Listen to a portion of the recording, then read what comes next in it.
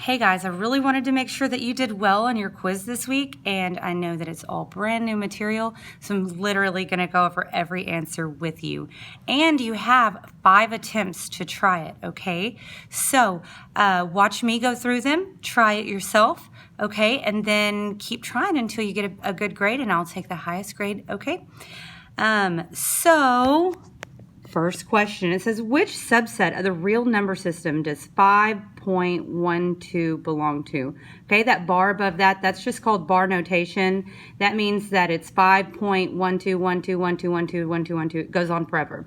Okay, that's not really necessary to know in order to classify it.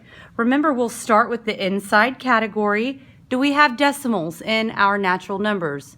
No, so we move out. Could 5.12 belong here?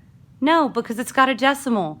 All right, we know that integers also don't have decimals, and so 5.1212121212 would be classified as only a rational number. Okay, moving on. Which subset of the real number system does negative 24 belong? Okay, we're going to do the same thing. Start from the middle and work our way out. Do we have any negative numbers on this inner category? No, we don't. Only counting numbers. All right, negative 24 included in the whole numbers? No, those are only counting numbers and then including 0. So we go outside to the next category, which is integers. And we know that negative 24 is an integer. So it is inside the integers and the rational numbers category. All right, so it belongs to the integers category and every category outside of it. So that's going to be 2 categories for that negative 24.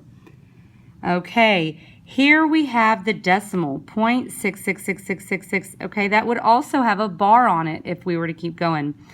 All right, so it's a decimal. All right, I'm going to move rather quickly because we know there's no decimals here. Work our way out, no decimals.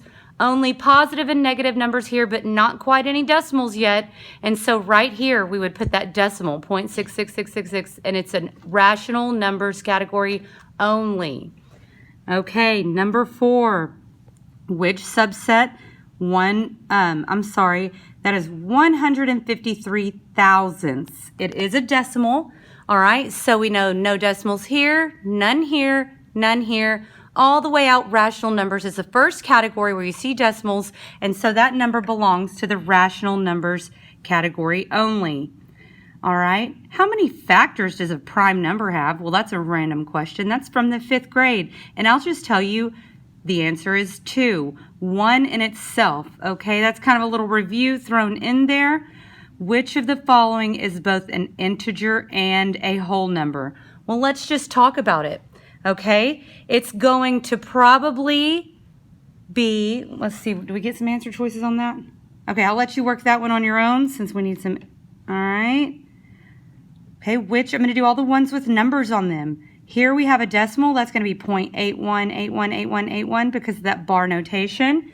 So we start in the center and we work our way out until we get to a category that includes decimals. That's right near rational numbers. Okay, and so it only belongs to the rational numbers category. All right, those I'm going to let you try on your own. Okay, since I'm not pulling up these answer choices. Which of the following is a rational number? Well, that could be any number. We know that, right? Okay, because all of these numbers are included in the rational number category.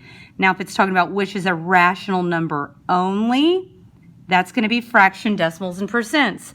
Okay, so if you have the number 1, is number 1 a rational number?